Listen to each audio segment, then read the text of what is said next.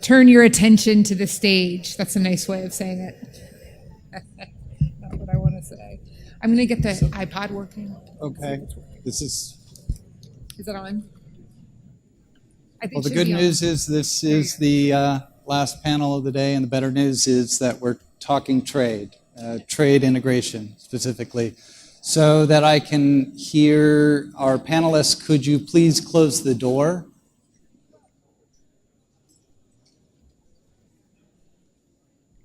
We'll get started as soon as the door is closed. Thank you.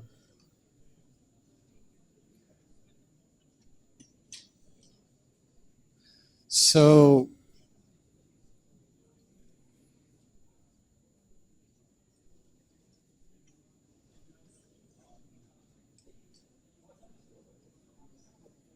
please close the door and we'll get started. Thank you.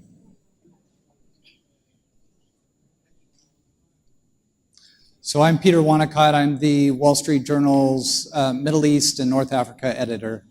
I wanted to start off our conversation by helping to frame the discussion a little bit. We have a great panel, and I look forward to no long speeches, but more sort of exchanges of views on this important topic of trade integration. It's complex, but it's important to note that whether it's Europe, North America, Africa, economic integration is often seen as the best path forward for shared prosperity. The Middle East is no different here. Close trade among small economies could boost growth, create jobs, and generate growth for a young population, the same demographic that's been at the forefront of unrest over the past 8 years. And yet the Middle East regional economy remains deeply fragmented, more fragmented than most. Tense borders, fractious governments, and a lack of investment in infrastructure have weighed on trade, preventing companies and governments and their own people from reaping the benefits. Today on this panel, in the spirit of the forum that was discussed at the outset, we're not only going to be digging into some of these problems, but we're going to be trying to navigate our ways to solutions. So on my on the panel to my left is Minister Jabouri, or Tariq Hamouri. He's the Minister of Industry and Trade in Jordan, and he's chairman of several institutions, including the Jordan Enterprise Development Corp. Minister Khatib is the Minister of Electricity for Iraq. He's also the founder of the Iraq Energy Institute and was a visiting fellow at the Brookings Doha Center. And Minister Jabouri is the Minister of Industry, and he will be able to walk us through some of the challenges and opportunities for Iraq's companies and foreign investors. So I'd like to start with Minister Khatib, if we could.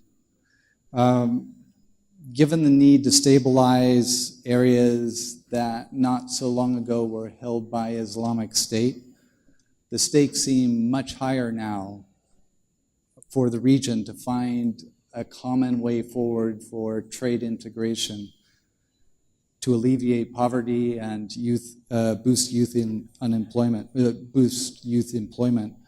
What are the prospects for a coordinated approach to integration? Is that an actual realistic scenario? Okay. Well, thanks, Peter.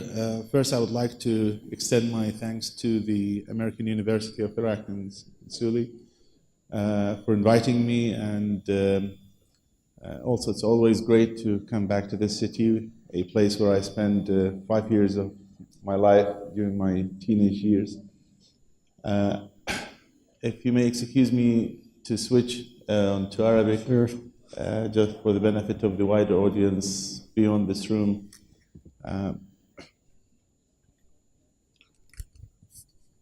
تركيز على تطوير الاقتصاد والطاقة في العراق بالتأكيد لن ينهض بدون تعاون دولي وإقليمي على مستوى التجارة، على مستوى بناء البنى التحتية، على مستوى خلق سوق واعدة للطاقة في الشرق الأوسط. كما تعلمون موقع العراق الجغرافي موقع مهم خصوصا فيما يخص الكهرباء اللي مرتبط محاط بستة دول. مشروع الربط مع دول الجوار مشروع مهم لن يقتصر على حاجة العراق للسد نقصه في مسألة تلبية الطلب على الطاقة، لأن هذه مسألة وقتية مرتبطة بالشحة الحالية للطاقة. العراق بلد غني بموارده الطبيعية، ولكن بالمستقبل المتوسط والبعيد الهدف هو أن يتحقق الربط التزامني بين العراق ودول الجوار امتدادا إلى دول الخليج لجعل هذه المنطقة سوق واعدة لتجارة الطاقة الكهربائية، وبذلك يتحقق هدف مهم في خلق توازن اقتصادي ومصلحة عامة تربط العراق مع دول الجوار، إضافة إلى دوره السياسي وما سمعنا عن أسباب هذا الدور المهم بالجلسات السابقة. هذا أولا. ثانيا، فرص الاستثمار في العراق فرص واعدة على رغم التحديات الموجودة، ولكن بناء منظومة الطاقة الكهربائية تحتاج إلى تآزر كثير من الدول ودخول شركات عالمية مرموقة ورصينة لبناء المشاركة في بناء البنى التحتية. نحن لا نتحدث هنا على مسألة إنتاج الطاقة فحسب، ولكن على قطاعات التوزيع وقطاعات النقل بكل حيثياتها. يجب أن نركز على نقطة مهمة خلال الحرب ضد الإرهاب، الحرب التي خاضها العراق ضد داعش. حقيقة هذا الملف الأمني أخذ ما أخذه من البنى التحتية، حيثيات الحرب دمرت بحدود 20% أو قرابة 20% من خطوط النقل الرئيسية في قطاع الطاقة، وكذلك بحدود 25% من الطاقة الإنتاجية للطاقة الكهربائية. كل هذه أثرت على توزيع الخدمات على مستوى الدولة، إضافة إلى ما كان يعانيه العراق سابقا في مسألة تأخر تطور هذا القطاع المهم. ولذلك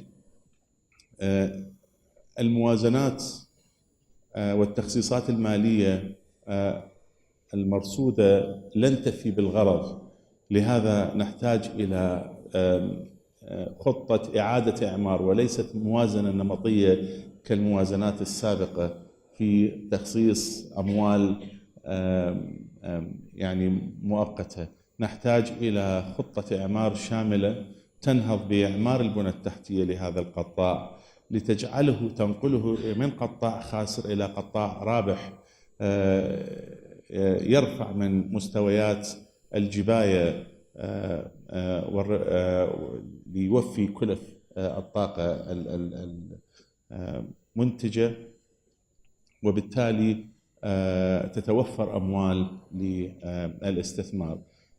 طبعا آليات الاستثمار واسعة وسبل التمويل كثيرة، وهنا يأتي دور دول الجوار والشركات العالمية في التعاون مع العراق لوضع خطة شاملة لإعادة إعمار هذا القطاع المهم الذي لا أصفه بالخدمي فحسب ولكن بملف أمن وطني، لأن بدون كهرباء لا يوجد اقتصاد، وبدون اقتصاد واعد لن يكون العراق مستقر. شكرا جزيلا.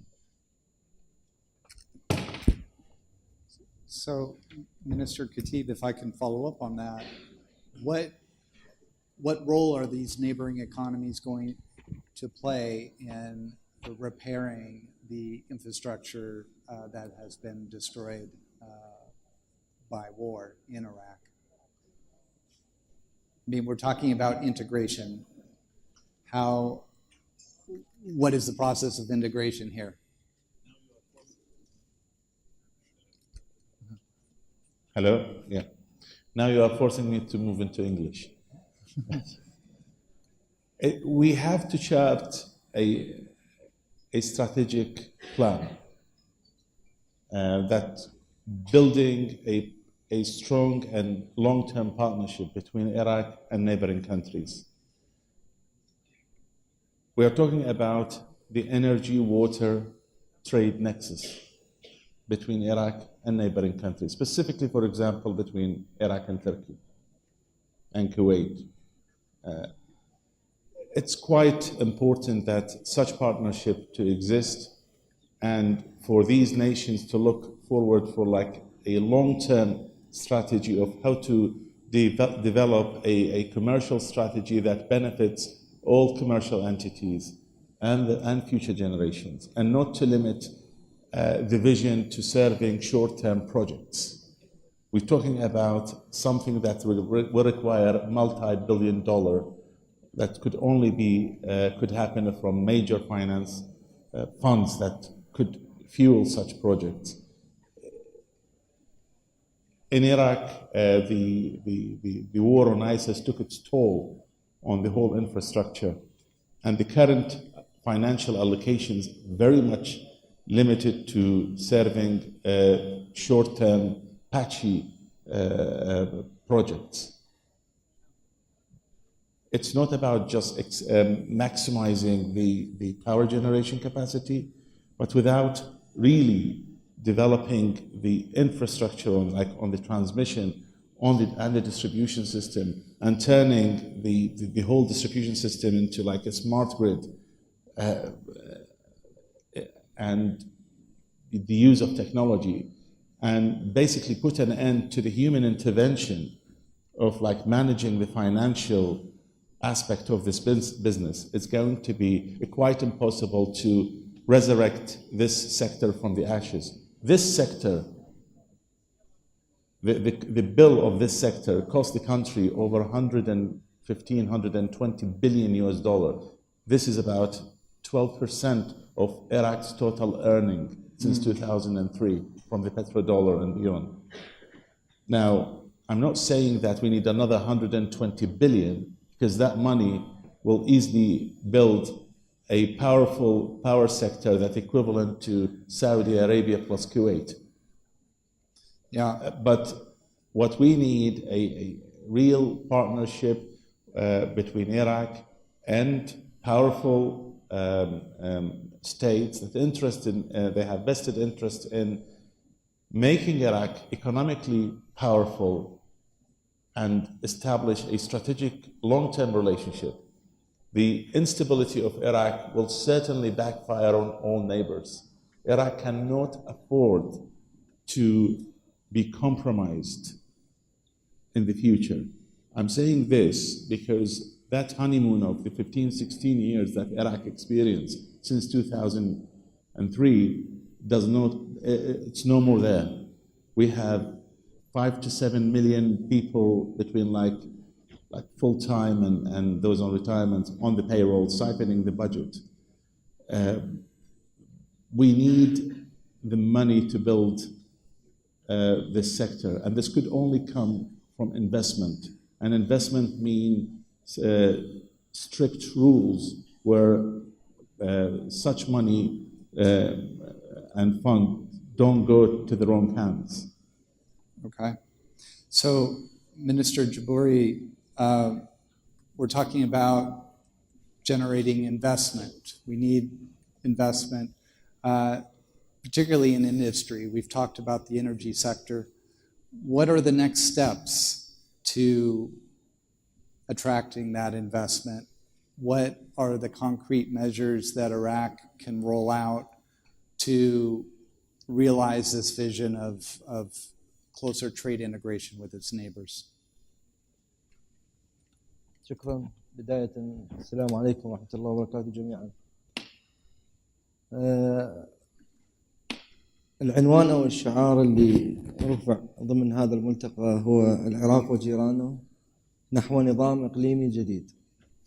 من منطلق هذا الشعار يعني يبدو أنه ساعين أو نسعى إلى إحداث تكامل اقتصادي في المنطقة، وهذا ما تشجع الحكومة الجديدة، وما بدينا مع المملكة الأردنية الهاشمية في عقد الكثير من الاتفاقيات. وكنا أنا وزميلي معالي وزير الصناعة في المملكة الأردنية الهاشمية رؤساء اللجان الثنائية، هناك العديد من المجالات اللي طرحت والتعاونات والتفاهمات، من ضمنها قطاع النفطي، إضافة إلى الكهرباء، إضافة إلى القطاع التجاري وما يتعلق بتبادل السلع والإعفاءات الجمركية، إضافة إلى الموضوع الأهم اللي هو موضوع الاستثمار. مثل ما تكلم زميلي وزير الكهرباء بأن هناك قانون الاستثمار اللي هو قانون قد يكون معقد وغير جاذب للمستثمرين في الوقت الحاضر. هذا القانون في وزارة الصناعة والمعادن لا يعتمد، لأنه لدينا قانون يحددنا كون شركات وزارة الصناعة هي شركات ذات تمويل ذاتي، ولدينا من الفرص الاستثمارية واللي ندعو الجميع للاستثمار في العراق. الاستثمار يحقق. So can I just, I think we're running short of time, but let me just ask, trade will entail that Iraq's companies will need to compete on a broader stage to be competitive with other companies in the region. Are Iraq's state enterprises ready for broader competition? And how do you get them ready if they're not ready?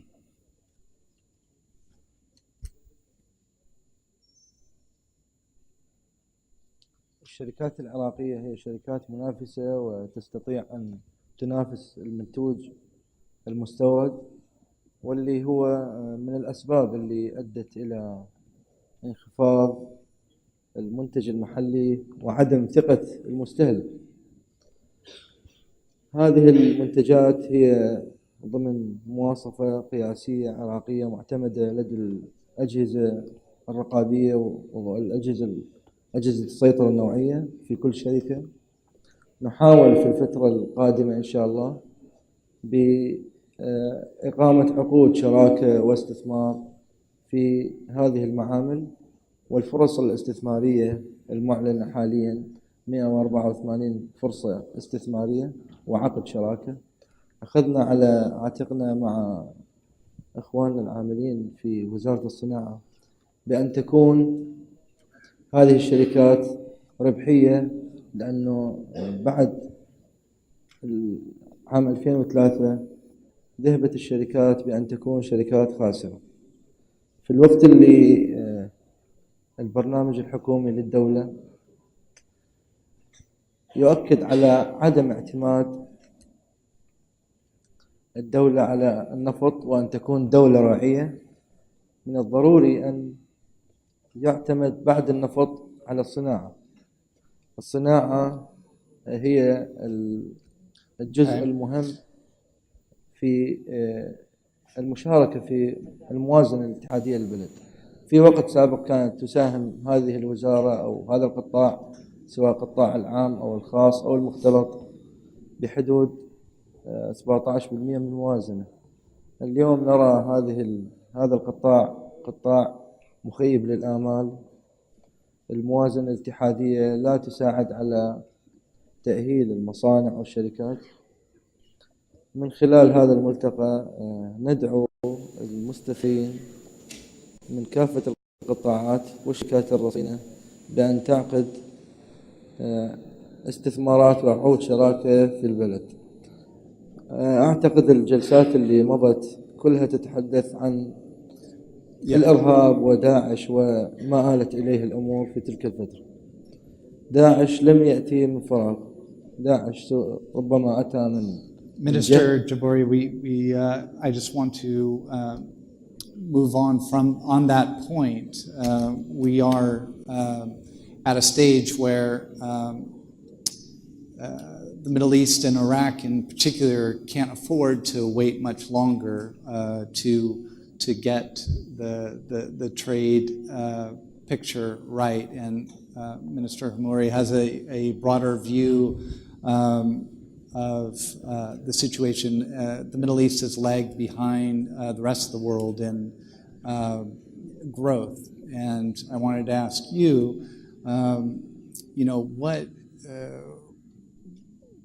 what is the scary scenario if the Middle East continues to muddle along and doesn't knit together as a more cohesive economic entity? What are we looking at again? Why do we need to avoid that scenario? First of all, thank you so much, Peter. And I'd like to thank the American University in Iraq and the organizers for this beautiful event. This is truly an outstanding event. It has addressed many issues since the morning, and I truly had so much joy in the sessions. I'll try to make my answer as painless as possible, given that we're at the end of the day, and allow me to speak in Arabic if you may. خلال السنوات الماضية عانت المنطقة كاملة من حجم كبير من الأزمات. كان آخرها القوى الإرهاب اللي أثرت على المنطقة وأدت إلى إشكاليات كثيرة، منها على الجانب الاقتصادي ضعف الاقتصاديات، ضغط اقتصادي كبير جدا، تراجع نمو، لأنه هذا جاء على أعقاب مراحل كثيرة: الربيع العربي، الإغلاقات الحدودية، عدم القدرة على زيادة الصادرات، وثم الحرب على الإرهاب. أنا أرغب بالحديث عن جانبين. الجانب الأول، ماذا لو، هو الجانب اللي تفضلت وسألت عنه. ماذا لو لم تتمكن المنطقة من زيادة نسب النمو؟ أنا أعتقد هذا سيناريو مظلم جدا، سيناريو مرعب جدا. إن لم تتمكن المنطقة من زيادة نسب النمو، هذا سيعني تراجع الاقتصاديات، سيعني المزيد من العاطلين عن عمل، وزيادة نسب الفقر، ضعف نسب التعليم. هذا يخلق بيئة خصبة جدا للحركات الإرهابية، الحركات المتطرفة، لأنه في حال وجود نسب عالية من البطالة، نسب فقر، ضعف في نسب التعليم، هذه تخلق بيئة خصبة للقوى المتطرفة. وجود بيئة خصبة للحركات المتطرفة بحد ذاته يخلق مزيد من عدم الاستقرار بالمنطقة كاملة. ورأينا في السنوات السابقة عدم الاستقرار بالمنطقة ينعكس بعدم استقرار على العالم، لأن التطرف ليس فقط رصاصة وحرب مسلحة، ولكن هي فكرة محاربتها تأتي بالتنوير، بالعلم، بالنمو، بالاقتصاد، كما تأتي بالسلاح بذات الوقت. ولذلك حماية للعالم كله وليس للمنطقة فحسب، أنا أعتقد نحن بحاجة للبحث عن آليات، والبحث الجاد عن آليات وتشابك اقتصادي لزيادة نسب النمو، لتعود بالنهاية على المواطنين في هذه الدول بمعدلات نمو، معدلات تعليم عالية، تخفيض معدلات الفقر وزيادة معدلات التشغيل. Can I ask Minister Khatib about there's been a lot of discussion about Iran, your neighbor, and it seems that Iraq is very keen to be a catalyst for growth in the region and bringing neighbors together. How difficult is it to have a integrated trade picture with Iran under U.S. sanctions? Is that a realistic possibility while we have the current sanctions regime imposed on Iran?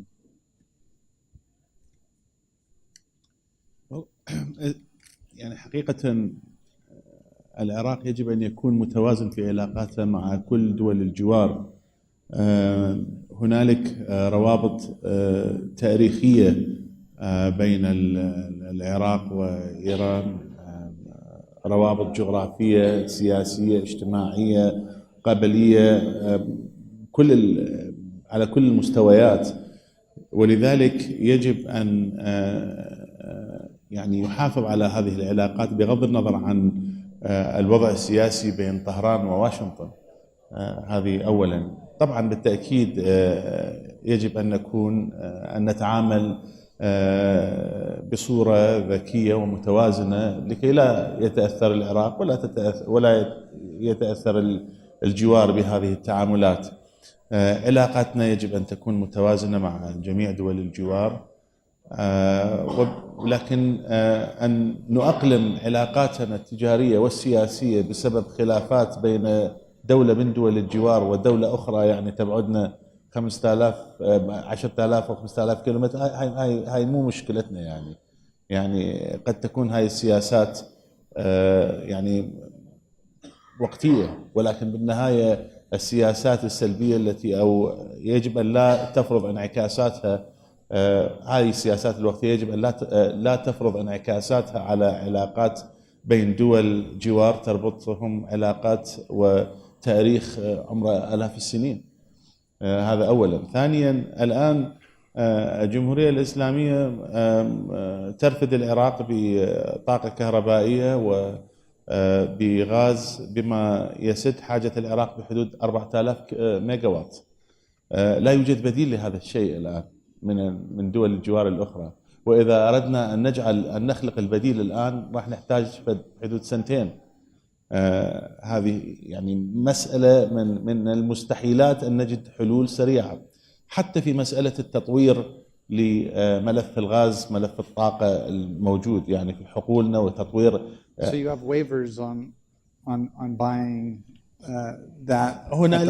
هنالك آلية بين البنك المركزي العراقي والبنك المركزي الإيراني للتعاملات المالية بأسلوب وبضوابط متفق عليها لا تتأثر العلاقة بين بغداد من جهة بين بغداد وواشنطن وبين بغداد وطهران. هذه الأمور احنا خلقنا لها آلية معينة. أما فيما يخص خطط التطوير الطاقة في العراق، يعني نحتاج بحدود 2 إلى 3 سنوات كحد أدنى للنهوض بواقع تطوير ملف الغاز لسد الطلب المحلي، وهذه تحتاج إلى مشاريع عملاقة وتحتاج إلى عودة ثقة المجتمع الدولي بالوضع الأمني والاقتصادي للبلد بعد الحرب على داعش، وتحتاج إلى تنسيق عالي. ولذلك التعاون الإقليمي، التعاون الدولي في هذا الشأن مطلوب. فرض عقوبات وفرض ضوابط وفرض يعني شروط قسرية بدون توفير البديل شيء مجحف وشيء غير معقول. هنا يأتي التعاون الإقليمي، وهنا أنا أوجه دعوة لكل الدول العربية التي زارها السيد رئيس الجمهورية مؤخرا وتقول له نحن خدم للعراقيين، نحن مستعدون أن نخدم العراقيين بأي شكل من الأشكال. سؤالي هنا كيف أترجم هاي كلمة الخدمة للجانب العراقي. العراق وقف وقفة جادة في الدفاع عن الشرق الأوسط في حربه ضد داعش، وقدم عشرات الآلاف من الضحايا. 3.5 مليون نسمة هجرت وتعرضت لشتى أنواع العذابات، أكثر من 100,000 جريح، والآن يراد أن يستخدم العراق مكب لنفايات نووية باسم داعش. ما هي الفاتورة التي ستدفعها الدول العربية لمساعدة العراق؟ هل تريد أن تفرض علينا ديون أخرى؟ هنا مسؤولية أخلاقية على جميع الدول أن تساهم في إعمار العراق، ليست منة منها ولكن من الواجب الأخلاقي، لأن العراق إذا تعرض إلى نكسة اقتصادية ونكسة أمنية لن يعني حقيقة انعكاساتها ستكون على جميع الدول. وهنا دعوة من هذا المنبر إلى جميع الدول العربية الثرية، يعني حقيقة انظروا إلى مستقبل العلاقة بين الشعب العراقي وأجيال هذا الشعب ومستقبل أجيالكم. لا تنظرون إلى المسألة بنظرة ضيقة حاليا. شكرا جزيلا. Right. I want to pick up on that point of, I think, of countries working together to help Iraq get back on its feet. I think at this forum we've heard of Gulf countries, Iran, of others, the U.S., all wanting to help, but at times they work at cross purposes in Iraq and in the region. Minister Hammouri, how Jordan has the experience of dealing with a lot of different partners, a lot of different countries. They may not like each other, or they may not agree with one another, but they trade with Jordan. How are the lessons that you've learned through this process? How could they be applied to what Iraq needs now? أولا أنا أتفق مع اللي حكى معالي الأخ والصديق وزير الكهرباء، من حيث أنه الحرب التي خاضها العراق على الإرهاب كانت عن المنطقة جمعاء. حجم الترابط اللي موجود بالمنطقة كبير لدرجة لو تأثرت إحدى المناطق وغزاها الإرهاب وسمح له أن يستمر ستتأثر جميع الدول المحيطة. ولذلك المعركة التي خاضها العراق كان فيها دفاع عن العراق ودفاع عن المنطقة كاملة. في الملفات الإقليمية التي تتعاطى معها الدول عادة، أنا أعتقد أن أولى الأولويات التركيز على المنافع المشتركة بداية، لأنه إن تم هنالك توافقات تغلب مصلحة فريق بشكل كبير على مصلحة الفريق الآخر، هذه توافقات لن تدوم. ولذلك كان هنالك تفاهم كبير خلال التوافقات التي تمت بيننا وبين إخواننا بالعراق، أن نضمن أن هذه التوافقات تحقق مصالح مشتركة لكلا الجانبين، أن تحقق مصالح مشتركة لكلا الشعبين. الأمر الآخر مهم في هذه المباحثات الاقتصادية والتجارية شرح وجهة نظر كل طرف بشكل شفاف وواضح وعادل للطرف الآخر. في كثير من الأحيان تجابهنا ظروف فيها أطراف مختلفة. العمل مع طرف لا يعني بالضرورة عدم العمل مع طرف آخر، ولكن المهم بالموضوع الشفافية وشرح وجهة نظرك بشكل واضح وشفاف، والسؤال عن المكتسبات التي يحققها كل طرف. في التوافق الأخير الذي حصل مع إخواننا في العراق، مثلا كان هنالك إعفاء للسلع الأردنية الداخلة إلى العراق من الرسوم الجمركية أقل من 350 سلعة. بالمقابل كان هنالك إعفاء لجميع السلع العراقية التي تدخل إلى الأردن من الرسوم الجمركية، فكان هنالك فائدة لكلا الطرفين، كذلك في ملف النقل، كذلك في ملف الطاقة، كذلك في جميع الملفات، ملف الطبابة، ملف الزراعة. أنا أعتقد الوضوح بالطرح، عرض القضايا بشكل كبير بشكل مسهب، عرض الإشكاليات أو عرض العقبات التي يتصورها كل طرف، تحقيق مصالح مشتركة والمتابعة الدقيقة للإشكاليات التي تثور بالملفات. هذا ساعدنا في فترات طويلة جدا في الأردن على تجاوز الكثير من العقبات في ملف التجارة الإقليمية. Minister Jabouri, is the solution or the path forward here striking bilateral agreements or agreements between particular countries rather than trying to create a customs union or a broader trade body for the region? Should Iraq just be looking at targeted trade agreements with particular countries and build it out to a more integrated whole?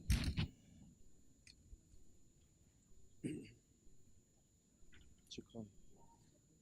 لا شك بأن العلاقة الاقتصادية هي التي تعزز العلاقة الدبلوماسية، واليوم العراق متجه بإقامة علاقات اقتصادية حقيقية مع دول الجوار والدول الإقليمية، والأبواب الصناعية والتجارية مفتوحة لكل دول الجوار، مو مستثنات بها المملكة الأردنية ولا إيران ولا تركيا.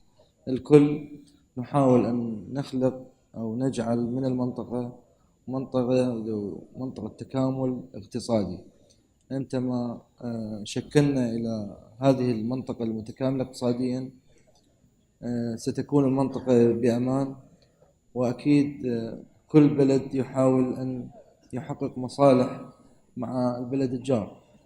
فإذا ما حققت هذه المصالح الاقتصادية أولا، لأنه نعتقد بأن الاقتصاد هو الذي يحسن العلاقة مع الدول الأخرى، وإذا ما سارت الأمور بالشكل الصحيح. Sorry, we have two Iraqi ministers on the panel, Ken, and we're talking about trade integration. So could either one of you tell me and tell the audience whether there are any specific measures that are currently being discussed that would help spur the process of trade with particular countries, whether it's offering tariff-free trade in agriculture, customs,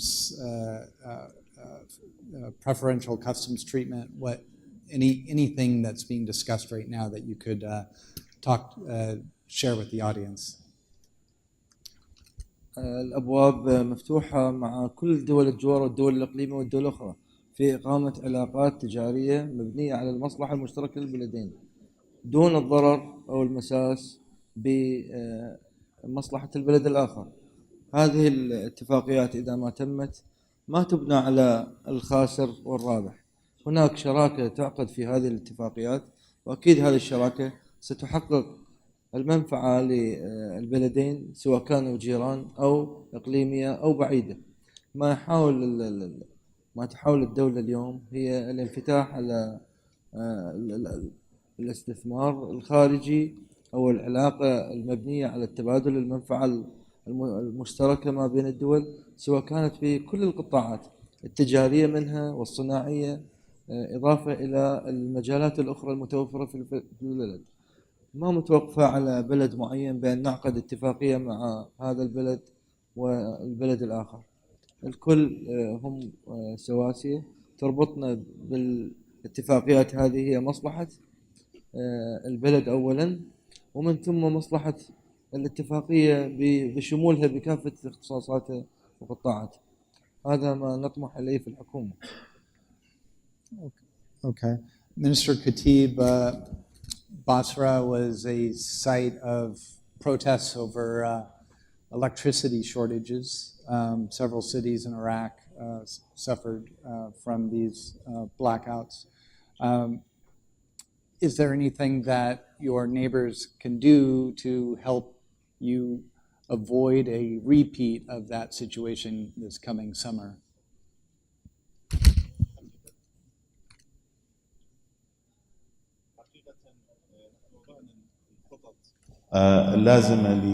وضعنا الخطط اللازمة لمعالجة هكذا تحديات وتوفير الخدمات اللازمة لجميع المحافظات العراقية بما هو متاح ماليا لدينا.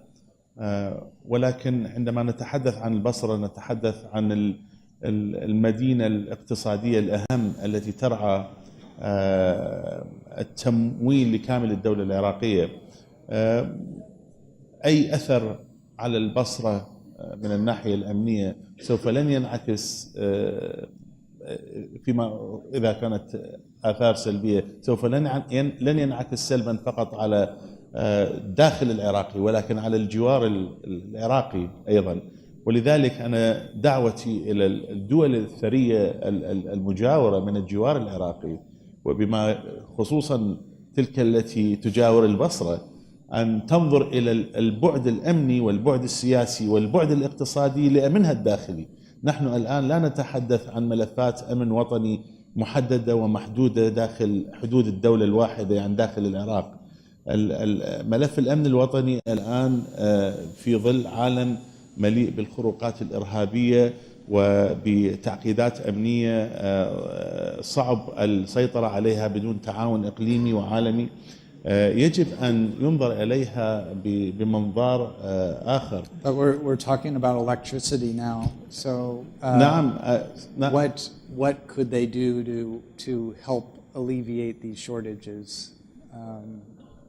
يعني فيما يخص الإلكتريسيتي يعني الكهرباء حقيقة يستطيعون أن يساعدوا العراق في توفير الطاقة الكهربائية لهذه الفترة عن طريق البارجات عن طريق مد الخطوط. عندما يقولون نحن مستعدون توفير الخدمة، هل هي توفير خدمات؟ هل هي تذليل التحديات فيما يخص الملفات استثمارية أو خدمات طوعية؟ نحن نتحدث عن ملفات اقتصادية أمنية. أي أثر ينسحب سلبا على البصرة سوف ينسحب سلبا ليس فقط على العراق ولكن على جميع الدول المجاورة للعراق. نحن نريد أن نعالج تحدي كبير فيما يخص الخطط الموجودة بما هو متاح ماليا لدينا. بالتأكيد نسعى جاهدين لحلحلة الأمور وتوفير خدمات أفضل مما هو عليه، ولكن ديمومة هذه الخدمات وديمومة هذه الإصلاحات تحتاج إلى تآزر وتعاون إقليمي. الدول المجاورة للعراق بوسعها الكثير لا يحتاجون لؤي الخطيب أن يشرح لهم ماذا يريدون، يعني ما بوسعهم، يعني هم دول متخصصة في الطاقة. I'm sure it would help. والحليم تكفيه الإشارة. والحليم تكفيه الإشارة. يعني لو هنالك نية صادقة للمساعدة والتعاون لضمان أمن لضمان شرق أوسط يعني يملأه السلام، عليهم أن يجتهدوا كثيرا بعيدا عن اللقاءات البروتوكولية والمجاملات. نريد عمل جاد. صحيح لربما يقولون أنه هنالك ملفات فساد أو سوء إدارة أو بيروقراطية قد تعرقل بعض العمل إلى آخره، ولكن نحن خرجنا من أتون حرب عالمية أخذت مأخذها من البنى التحتية العراقية وضحينا على مستوى كامل الشعب العراقي. الحد الأدنى اللي يريدون يسووا بدون أي أعذار يسوون complete mobilization إلى كل طاقاتهم. شلون إحنا نساهم في بناء وإعمار الدولة العراقية التي وقفت تدافع عن كامل الشرق الأوسط، اللي لو الإرهاب امتد إلها أصلا تمحى الدول هاي، وستؤثر بالتأكيد على نحو سلبي على الاقتصاد العالمي كاملا. يعني لا يأخذون فور جرانتد والله يلا دافعوا يلا يعني بارك الله بهم، بس يعني حقيقة هنالك، راح أركز وأختم بهذه الكلمة، هنالك يعني موضوع أخلاقي يجب أن تقف جميع الدول لمؤازرة الشعب العراقي في مسألة إعمار هذه الدولة. نحن لا نطلب منية، نحن نطلب وقفة كما وقفنا بالنيابة عن جميع شعوب المنطقة. Minister Hamuri, the U.S. has a free trade agreement with Jordan, if I recall correctly. How has that worked out? And do you think that the U.S. might play a role in regional trade integration in the Middle East, a broader role than just a bilateral role? صحيح. الولايات المتحدة الأمريكية تربطها اتفاقية تجارة حرة مع الأردن، وهذه قد تكون من الاتفاقيات الهامة جدا بالنسبة للأردن. حجم التجارة الأردنية مع الولايات المتحدة سواء الصادر أم الوارد ازداد بشكل كبير بعد دخول هذه الاتفاقية حيز التنفيذ، وهنالك استثمارات اليوم سواء بأي قطاع من القطاعات الصناعية يتم الحديث فيها، يتم استثمارها في الأردن أو يتم استثمارها في الولايات المتحدة. الأردن اليوم تلعب دور محوري بالرغم من حجمها الصغير جغرافيا وسكانيا، لكن موقعها الجغرافي وترابطاتها العالمية، لأنه اليوم يوجد لدينا اتفاقية تجارة حرة مثلا مع الاتحاد الأوروبي، خصوصا بعد تبسيط قواعد المنشأ الذي تم بشهر ديسمبر من العام الماضي، اتفاقية تجارة حرة مع كندا. فالأردن لها قدرة على نمو اقتصادي كبير بحكم ترابطاتها الاقتصادية، والأردن تسعى لتعظيم ترابطاتها الاقتصادية بشكل تدريجي يعود بالنفع على الجميع. مع العراق مثلا، الولايات المتحدة لها أثر اقتصادي بالمنطقة لأنها سوق هام من أهم الأسواق بالعالم. هنالك صادرات كثيرة تذهب من المنطقة إلى الولايات المتحدة الأمريكية، ولكن كذلك هنالك صادرات تأتي من الولايات المتحدة الأمريكية إلى المنطقة. اليوم أنا بعتقد حان الوقت بحسب عنوان هذه الجلسة، حان الوقت للنظر إلى تشابك تدريجي بين بعض دول الجوار ويتوسع ذلك. النظرة السابقة الانغلاقية أعتقد أثبتت أنها لا تعود بالنفع الاقتصادي على الدول أو على مواطنين الدول. اليوم إن أردنا فائدة أكبر يجب أن ننظر إلى المستقبل بعين انفتاحية تدريجية، ولكن بضمان أن تعود بالنفع على جميع سكان الدول التي تربطها هذه العلاقات. ومع ذلك وظيفة الحكومات هي دخول اتفاقيات والعمل على تسهيل وتعزيز حركة السلع وحركة التجارة، ولكن على أرض الواقع من يقوم بالتجارة ومن يقوم بالمعاملات التجارية هو القطاع الخاص وليس الدول. لذلك ينحصر دور الدول والحكومات على توقيع الاتفاقيات، تذليل العقبات، تشجيع القطاع الخاص، بس بنهاية المطاف هنالك جهد كبير مطلوب من القطاع الخاص بكل دول العالم، سواء كانت أمريكا ولا الأردن ولا العراق. Just lastly, from Minister Jabouri, we talked about the state enterprises and whether they're ready to compete on a broader stage.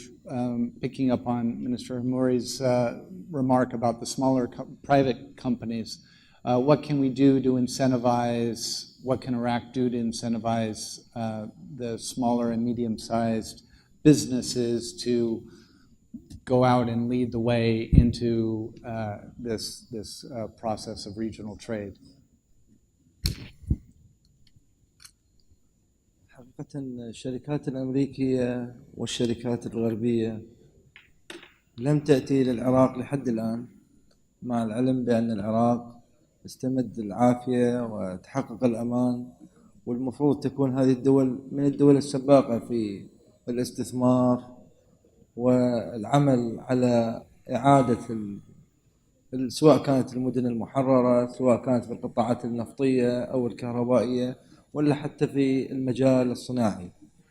لم نرى من هذه الدول الجدية الحقيقية لإنشاء أو إقامة عقود، سواء كانت هذه العقود شراكات أو استثمار، مع أنه الواقع البلد واقع قد يكون مستقر، وحتى في الإقليم واقع البلد في الإقليم كردستان قد يكون متطور أكثر من بقية المناطق في العراق. لا نرى هناك استثمارات حقيقية وجادة في هذه المواضيع. يبدو أنه هناك فجوة من عدم سواء كانت عدم الثقة أو عدم يعني الالتقاء في نقطة واحدة، وهي نقطة المصلحة المشتركة. واليوم السوق العراقي هو سوق واعد، ممكن أن يعمل في أي مجال سواء كان التجاري ولا القطاع الصناعي. فندعو الشركات الأمريكية والغربية بأن تدخل إلى هذا السوق الواعد، لأن اليوم العراق هو سوق واعد، وأعتقد المنطقة بأجملها هي محتاجة إلى هذا السوق. العراق لديه من الإمكانيات والثروة ثروات كبيرة ممكن أن تفعل من خلال هذه العقود أو الاستثمارات، ويا ريت يكون جدية في المواضيع الاقتصادية حتى ما تكون على السطح، تناقش مناقشة مستفيضة وتوضع لها رؤية واستراتيجيات تخدم البلدين في هذه الاتجاهات. Okay. Well, I think the overarching concluding message is that the door is open, and that Iraq is looking forward to partners that we're not only helping to defeat Islamic State, but will help it get back on its feet economically and commercially as well. I'd like to thank our great panel and our distinguished panelists. Please give them a round of applause.